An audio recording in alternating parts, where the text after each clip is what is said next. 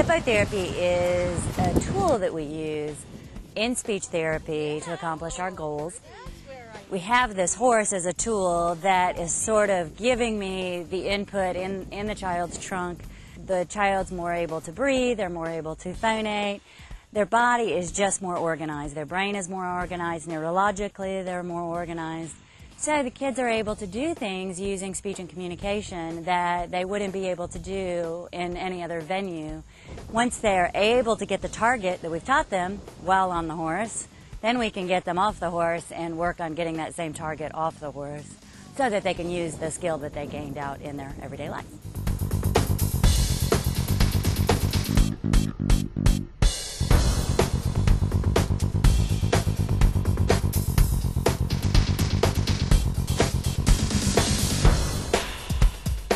I think that's the big thing a lot of people don't realize is you have to have the whole body working, and you can't just come in and say, well, I'm only working on the mouth and I'm only working on feeding and speech, and so I'm only from here to here, because that's so not true. Everything builds from the core, and they have to have the core strength and the core organization to be able to talk.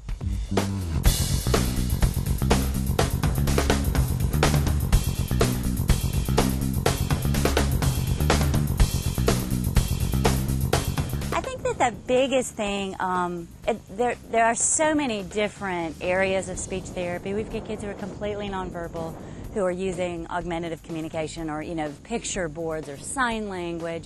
And then we've got kids who are simply working on producing sounds more correctly. So there's this huge spectrum. I tend to see the more severely involved kids, so those are the kinds of kids that I know more about.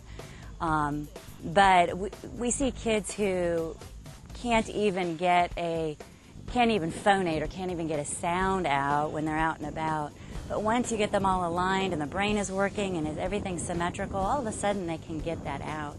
And that's what I'm seeing a lot is with my really, really severely involved kids. They're able to do things that I can't do in the clinic.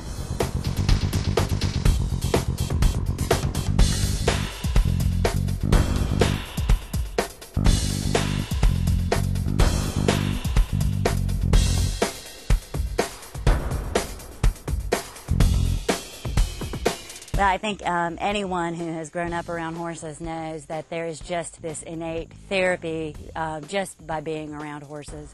They're amazingly sensitive and intuitive animals.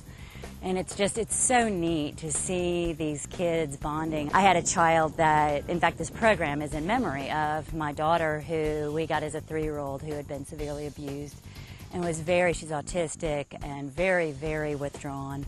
And actually, her first connection to life was to a horse. She just found this animal we had, and it was interesting because this wasn't even a horse that could be ridden. This horse had an injury. She was a brood mare, and it was the first time I saw her make eye contact.